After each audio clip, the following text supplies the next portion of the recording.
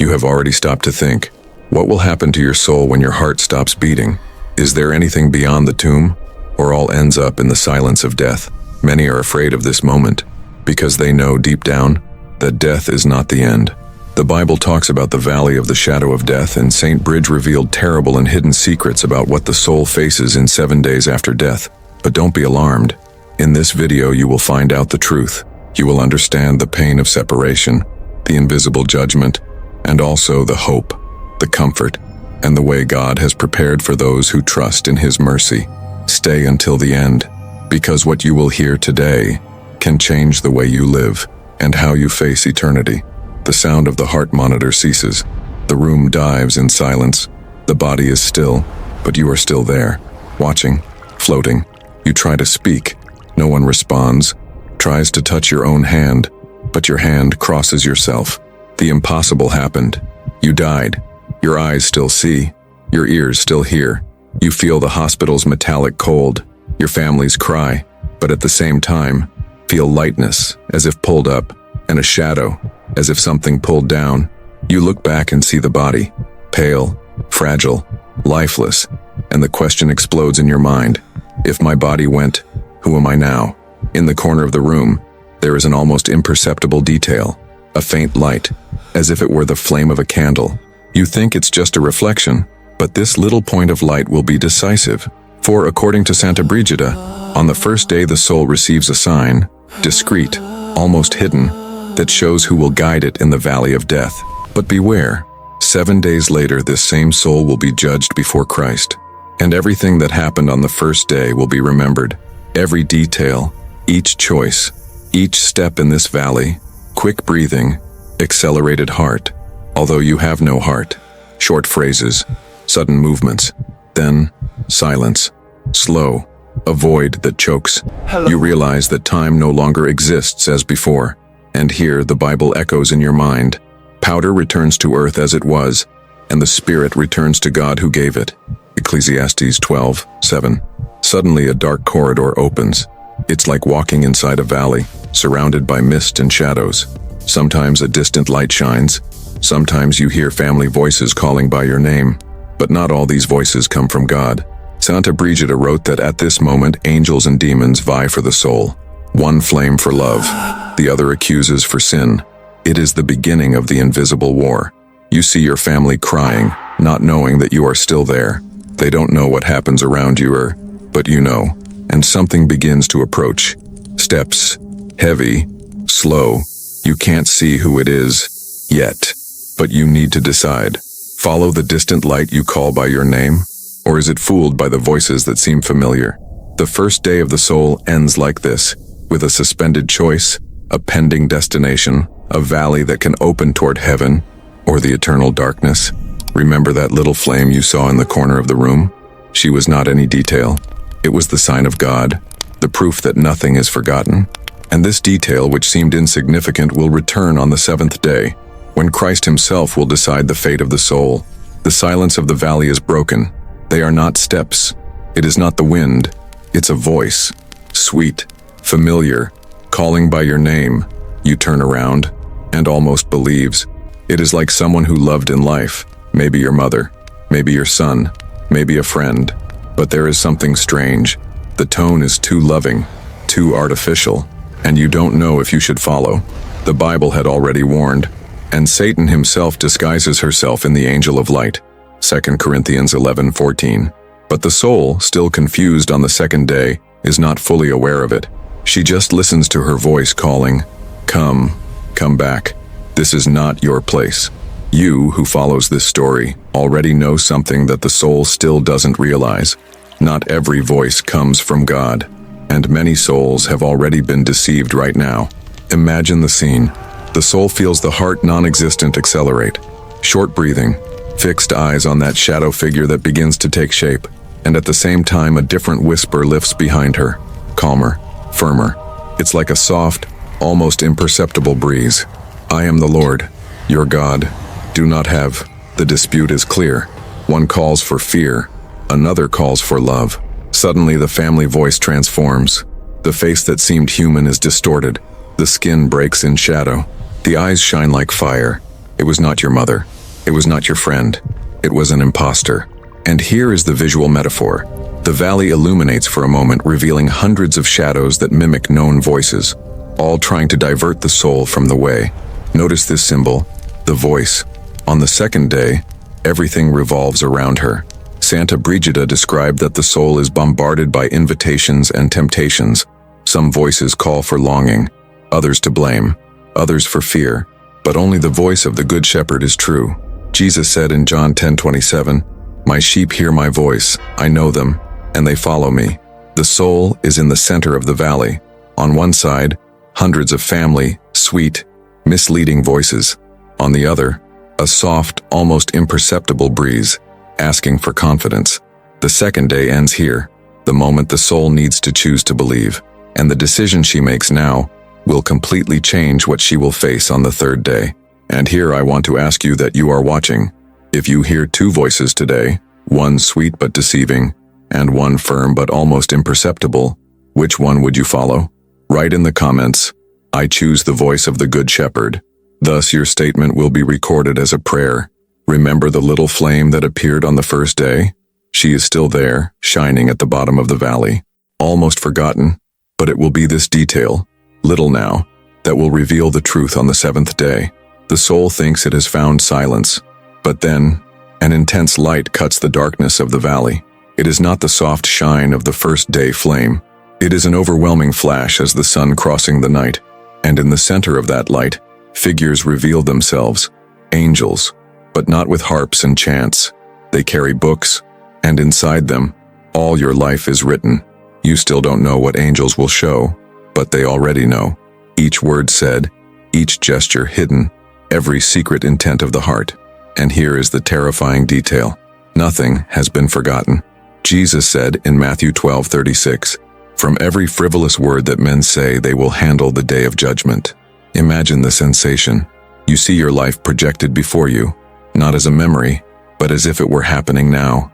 Every lie she told, every hug you denied, every prayer you stopped doing. Quick scenes, accelerated breathing. You try to deviate your eyes, but the light forces him to face, and then suddenly the rhythm changes.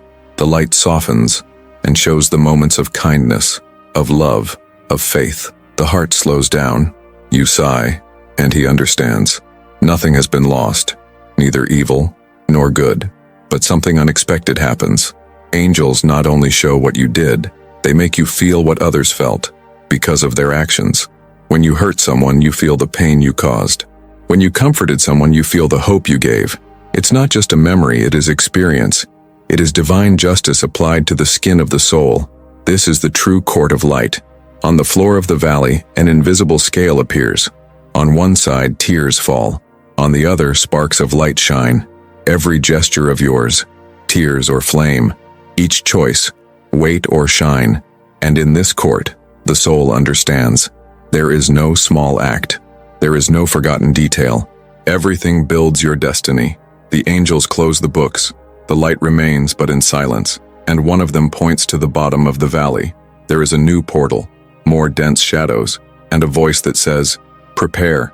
What you have seen so far is just the beginning. What comes on the fourth day is unbearable for many, and I need to ask you to follow this journey. If today your life were opened as a book before angels, what would we weigh more, tears or light? Write in the comments, I want to be on the light side." Thus your answer also becomes a public prayer. And remember, that little flame that appeared on the first day hasn't erased yet. Even in front of the court, she remains in the distance, fragile, almost invisible, but it will be this flame that will determine the end of history on the seventh day. The soul walks hesitant through the valley. The court's flash still burns in your memory, but on the fourth day, something even more disturbing happens. The valley turns into a gigantic living mirror. It is not an ordinary mirror made of glass or metal. It is a spiritual mirror, which reflects not only what you were, but what you did to others. At first, the vision seems bearable. The soul sees its childhood, the innocence of the first steps, the simple gestures of affection, the purity of forgotten moments. But as the mirror advances, the scenario changes. That same child look who once smiled now cries, because he feels the lie you told, the scream you gave, the abandonment you provoked. Each action is lived again, not as a memory, but as a present experience. This is where divine justice reveals itself in its deepest form. The mirror of life shows that nothing was neutral, neither a word nor a silence nor a look. You thought it was just a detail, but in the face of the mirror, you find that this detail was a wound in someone's heart, and there is no escape. The reflection does not lie. The reflection does not spare. The reflection returns everything. The Bible had already warned Matthew 12:36, "Of every word frivola that men say, they will handle the day of judgment." And now this word echoes within the soul as a sentence. It is not a distant judgment, but a visceral dive, and suddenly something unexpected happens. It's not just your actions that appear. The mirror also reveals their invisible consequences. You see the tear you teased in someone, but it also sees the night clear that this person went through that pain. You see the hug you gave, and also the hope he generated in the life of those who were about to give up. Each act becomes waves that spread far beyond the moment. It is as if the mirror said, "You never lived alone." Each gesture was a seed of life or death. Saint Brigida described this moment as one of the most painful of the crossing, because the soul feels not only its own mistakes, but also their echo in the heart of others. And here is the mystery. When you make someone suffer, it's like you suffer together. When you give love, it is as if the same love was returned. There is no wall. There is no isolation. The mirror destroys the illusion that we live only for ourselves. The soul tries to escape, but the valley requires her to remain. Try to close your eyes, but the vision continues. It is impossible to escape you. This is the great torment, to be forced to look at what has tried to hide all their lives. And then suddenly the mirror shows something even more disturbing. At the bottom of the image comes the small flame of the first day. It shines almost invisible but present in all scenes, as if it were a secret brand following every gesture of the soul. You don't understand why. Not yet. But this flame will come back, and your presence will change everything on the seventh day. And here, the fourth day ends, not with relief, but with weight. Because now the soul understands that there is no act without consequence. There is no word without echo. Everything remains. Everything returns. And the valley charges its debt with memories that burn as fire. And I ask you that you are following. If your life were reflected now before the mirror, would you stand to look at everything you did? Write in the comments, "I want God's mercy." Because this simple act can be its form of public prayer, a cry in the midst of the valley. But make no mistake, the mirror of life is not the end. What awaits the soul on the fifth day is even more terrible, because it is not just about looking at what you did, but to face the decision of the valley. The fourth day ends in pain and silence. The soul has already faced the court and faced the mirror of life, but nothing prepares for what happens on the fifth day. The valley transforms one more time, and now there are not only reflexes and memories. There is a road that is divided, two directions, two destinations. On one side, the soul sees a distant clarity, a horizon of peace that seems to call it softly, like the sunrise after a dark night. On the other, he feels a dark force that pulls it down, as if the ground itself opens slits and currents invisible to dragging it. It is the moment of choice, the moment when free will, so often ignored in life, shows his definitive face in eternity. Saint Brigida described this day as the most terrible, because the soul can no longer hide. She feels irresistibly the attraction on each side. The light looks sweet, but requires delivery. Darkness seem familiar, but they imprison. The spiritual heart of the soul is divided, as if two gigantic hands disputed for it.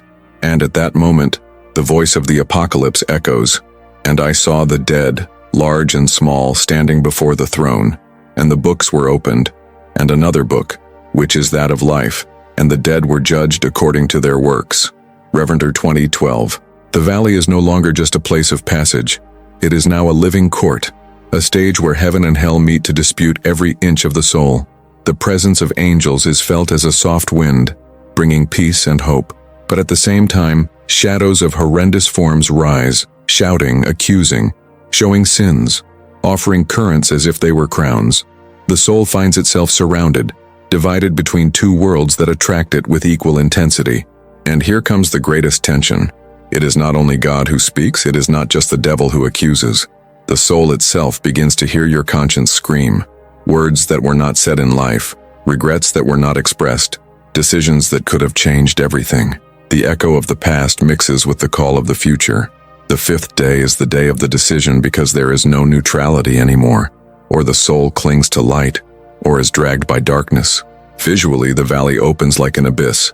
On one side, an illuminated narrow path, supported by pure columns of pure that seem alive. On the other, deep caves that exude smoke and smell of sulfur, where glaring voices they call by the name of the soul. These are not unknown voices. Many imitate friends, relatives, past loves. They cry out, "Come with us, you belong to us. You no longer come back." But above all, there is a soft, almost imperceptible voice that repeats, "I am the way, the truth, and the life." This is the dilemma of the fifth day. The soul realizes that all the good and all the evil that has made now become real forces, pulling it to each side. The weight of the decision is not symbolic. It is physical, spiritual, inescapable, and the valley becomes the place where each soul is placed in the face of its own eternity. Saint Brigida said that many tremble at this moment because they understand too late that their life was not neutral. Each choice was a brick placed on this path. Every gesture of faith brought them closer to the light. Each beloved sin chained them to darkness. The valley then ceases to be just a passage and becomes sentence. And here, at the climax of the fifth day, the soul kneels. There are no more disguises. There are no more masks. Only two forces, two destinations, and a decisive moment. The valley shuts up, the angels wait, the Razu demons, the sky observes, and the soul, you need to choose. And I ask you now, if right now your soul was in the valley, what voice would you follow? Which promises freedom but brings chains? Or which asks for delivery but offers eternal life? Write in the comments, "I choose the light of Christ." This gesture can be your form of prayer, as if today were your own fifth day. But don't think the decision ends the journey. For on the sixth day, even after the choice, the soul will face the most terrible silence, God's silence. The fifth day ended with the valley divided into light and darkness, and the forced soul to choose. But on the sixth day, the scenario changes scary. There are no sweet voices, no shadow shouts. There is no song of angels. There is no accusation of demons. There is only silence. Such a dense silence that it seems to crush the soul, like an invisible mountain. This is the moment that Saint Brigida described as the most distressing, because in him, the soul feels abandoned. There are no answers. There are no signs. Just the memory of everything that is lived, and the feeling of being alone in the face of a silent universe. It is as if the sky closed the doors for a moment, not to punish but to reveal the weight of God's absence.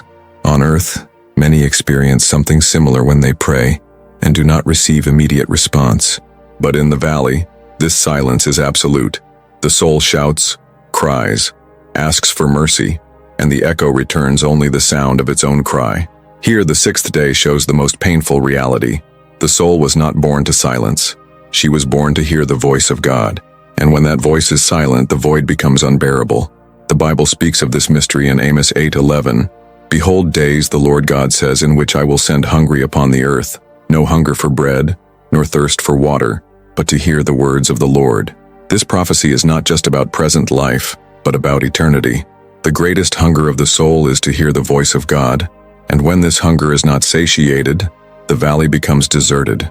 The sixth day is the desert of the soul. There is no new light, just darkness. There is no movement, just weight. The soul feels the weight of time, even without time. It is as if every second turned into eternity. Silence consumes, devours, anguish, and the doubt begins to erode. Did God reject me? Is I chose wrong? Is there no hope anymore? It is in this silence that many despair. Some try to go back. Others want to throw themselves into darkness just to escape the absence.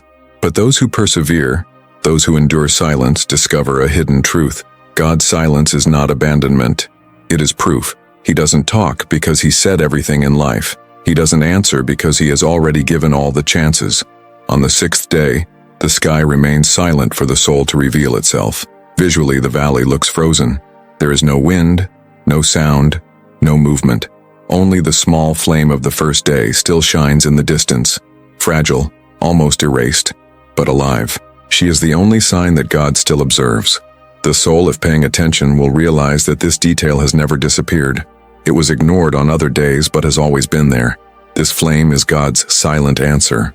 The sixth day ends like this, with the soul on his knees, crushed by the void, facing the possibility of never hearing the voice of the Creator. It is the seventh day antechamber, when finally eternal destiny will be revealed. But before that, the valley requires that the soul learn what it means to be without God, and only those who have proved this silence know what condemnation really is. And I ask you to accompany me. What would be more difficult for you, the fire of hell or the silence of God? Write in the comments, "Lord, do not come to you before me." This cry can be your prayer, so that in eternity, you never face the desert of divine absence. But beware, silence is not the end. Seventh day approaches, and in him, Christ will appear no longer as a friend but as a judge. The sixth day was silence, a silence that crushed, that seemed to abandon, that made the soul doubt even of its own existence. But on the seventh day, everything changes. The valley begins to shake as if an invisible force ripped the very fabric of eternity. The floor shakes, the air vibrates, the shadows retreat like a larger presence, and then, the flame that looked small from the first day explodes. It grows, shines, expands until it becomes a living sun, so intense that no shadow can resist, and in the center of that light he arises, no more hidden, no more in silence, but revealed in glory, Christ, not as a lamb, but as a judge and king. His eyes burn as fire, his voice resonates like thunder, and each word seems to cross the soul as a sharp sword.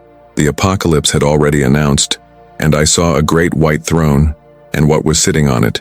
From before his face fled the earth and heaven, and did not find a place for them." Reverend 2011. The soul falls to its knees. Angels align in reverence. Even the demons who until the sixth day shouted accusations now shut up. The whole valley silence before him. There is no more dispute. There is no one else to overwrite. Only the penetrating look of the judge remains. And then the books are open.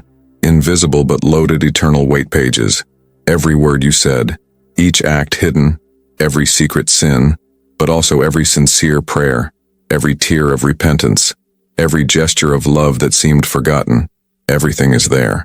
The trial begins, not as a list of accusations, but as a complete revelation. The judge not only shows what you did, he also shows what he could have done and did not.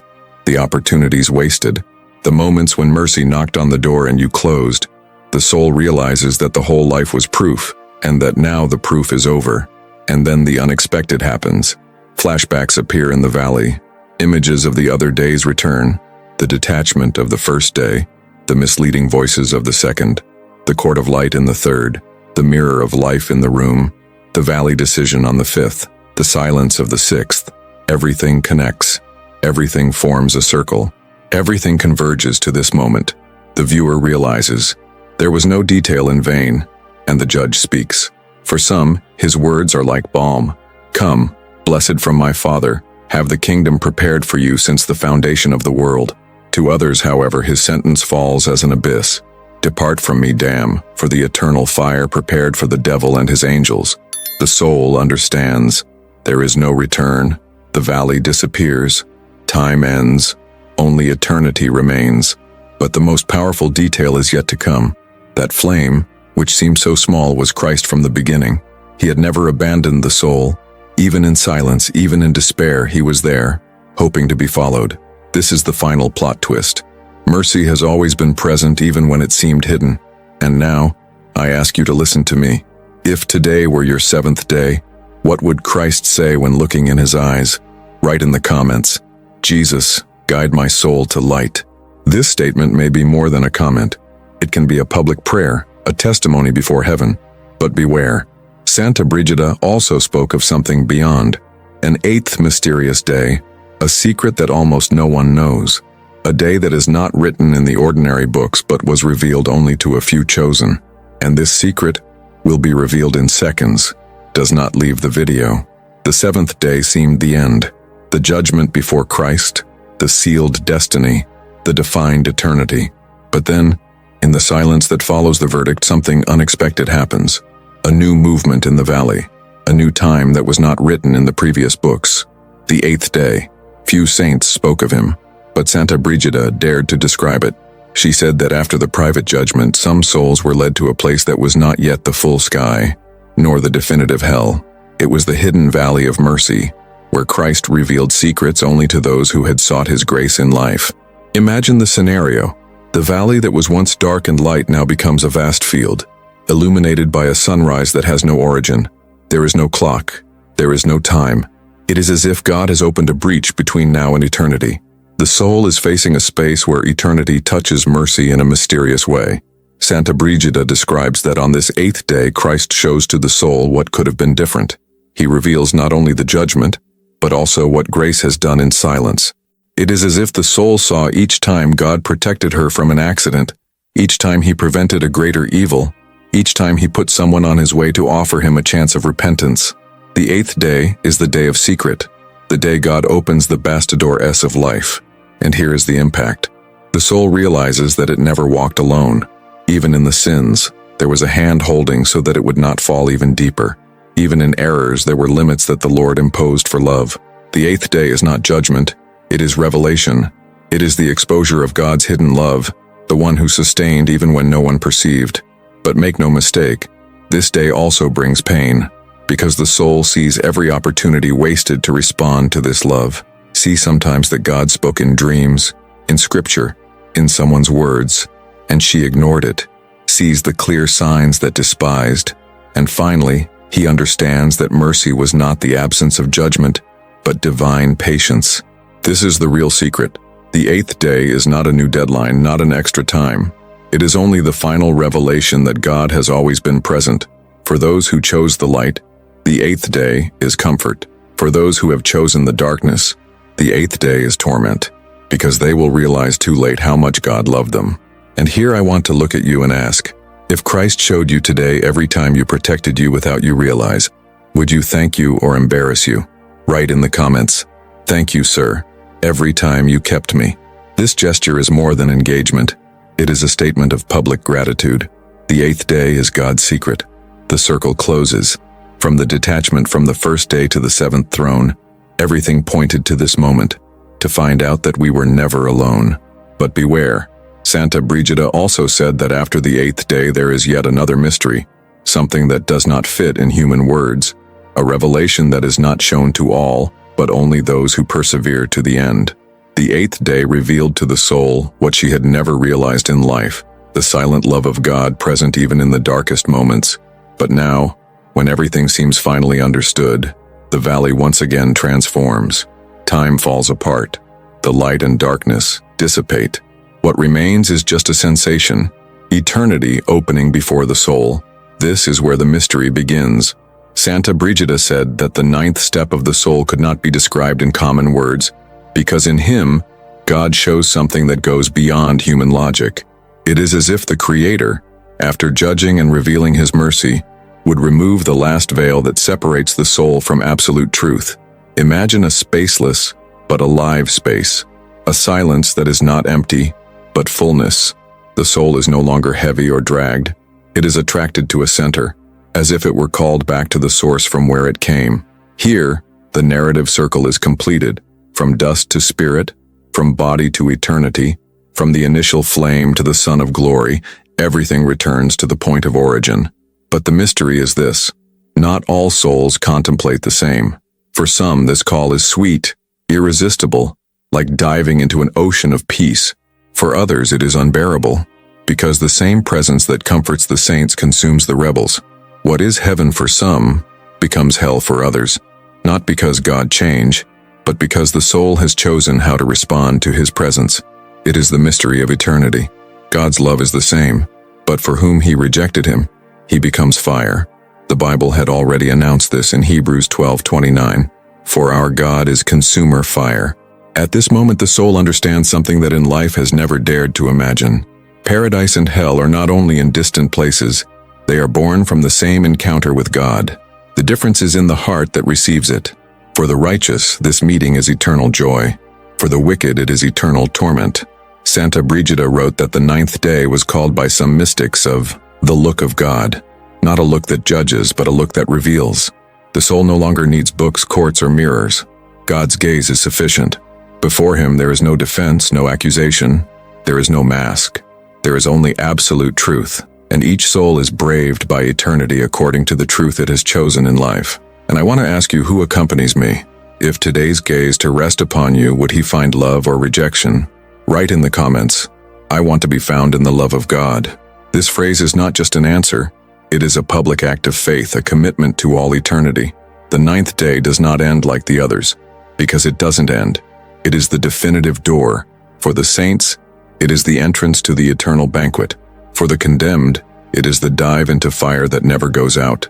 And for all, it is the final revelation. Eternity has begun, but beware, some writings still speak of something beyond, a non-revealed mystery, or the saint completely, a hidden secret that involves not only the soul but all creation. What happens after eternity opens is not just personal, but cosmic. The ninth day revealed the look of God, the absolute truth before which no soul can hide. But what comes after this moment goes beyond the staff, beyond the individual, beyond human history itself. This is what Saint Brigida called the cosmic mystery, when the eternity of the soul connects to the destiny of the entire universe. Suddenly the valley disappears. There is no ground anymore. There is no horizon. The soul is faced with something incomprehensible, the whole universe, as if it were a living tapestry, sewn by threads of light and shadow. Each star shines like a reflection of a life. Each galaxy pulses like a heart, and the soul realizes, scared, that every creation moans along with it. This is where the Bible is fulfilled in Romans 8:22. For we know that all creation is moaning and is together with childbirth so far. The soul understands that its journey is not isolated. Each human choice resonated in creation. Each sin brought pain to the earth. Each prayer brought light to the cosmos. The fate of man and the fate of the universe are intertwined. Saint Brigida described that at this moment Christ shows to the soul what the prophets called new heaven and new earth, a transformed universe, purified by the fire of justice, renewed by the breath of mercy. For the saints, this view is hope. They see the recreated world in glory, where there is no death, no tears, no pain. For the condemned, however, this view is torment. They see what they could have inherited, but they lost forever. The 10th day is not just revelation, it is also a call. The soul realizes that it was not created only to save itself individually, but to participate in God's cosmic plan. Each prayer was a flame that kept the universe standing. Each sin was a crack in the creation tapestry. Each human choice has always had eternal impact. Visually, it's like watching Genesis book and the book of Revelation joining in a single scene. The light echoes again, but this time not about a corrupted world, but about the restored universe. The creation that moaned finally rests. Eternity opens not only for the soul, but for all that exists. But there is something even more mysterious. Saint Brigida wrote that at this stage some souls hear Christ himself say, "Behold, I make all things new." And this echo is not limited to a place, but it crosses all reality. It is the announcement that God's plan has not ended with death or judgment, but continues in eternity. The universe will not be destroyed but transformed, and the faithful soul will participate in this renewal as heiress of the promise. And I ask you to accompany me. Do you want to be among those who will see the new heaven and the new earth, or among those who will only regret what they have lost? Write in the comments, I want to inherit the new heaven and the new earth. This act is more than engagement. It is a prophetic statement of faith, a public seal of your hope. The 10th day revealed the cosmic secret. All creation moans along with the soul, waiting for redemption. But on the 11th day, this moan turns into triumph. The soul contemplates the moment when God fulfills the promise made from the prophets, the birth of a new heaven and a new earth. Suddenly, the universe that seemed in agony begins to dispose of the eyes of the soul. The stars lose their shine. The mountains disappear like smoke. The oceans evaporate. It is as if the whole creation has come to your last sigh. The Apocalypse described this moment.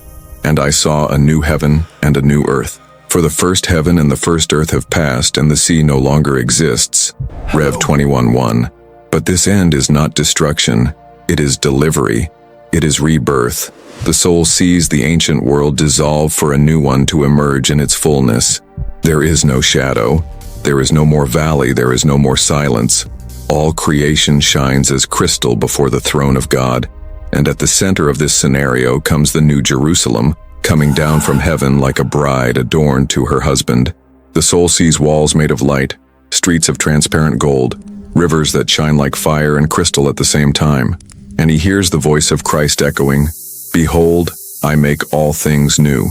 Rev. 21:5. At that moment, tears disappear. The pain dissolves. The grief is torn like a veil that will never be worn again. What the soul feels cannot be described in human words. It is absolute peace. It is joy that does not know end. It is God's hug involving all creation. Saint Brigida described that in contemplating this vision, the soul finally understands the reason for each proof, of each silence, of each valley crossed. Everything was preparation. Everything was driving. Everything was delivery to this eternal moment. But here is also the painful mystery. Not all souls see the new heaven and the new earth as hope. For those who rejected the light, this same view is torment, because they realize what they lost, what they could have inherited, and that it has now been taken forever. The same brightness that comforts the righteous burns the wicked as eternal fire. The new heaven and the new earth are not just a scenario. They are destination. They are eternity, are the consummation from the promise made in Isaiah. "Behold, I create new heavens and new earth, and there will be no memory of past things. They will not remember," is 65:17. And I ask you that you are with me on this journey. When God makes new all things, where will your soul be? Write in the comments, "I want to inherit New Jerusalem." This act is more than engagement. It is a public vote, a confession of faith before all. The 11th day does not end, because there are no days, no nights, no time. The sun is no longer necessary, because Christ himself is the light that illuminates everything. Eternity began. The promise was fulfilled. The valley of death is left behind.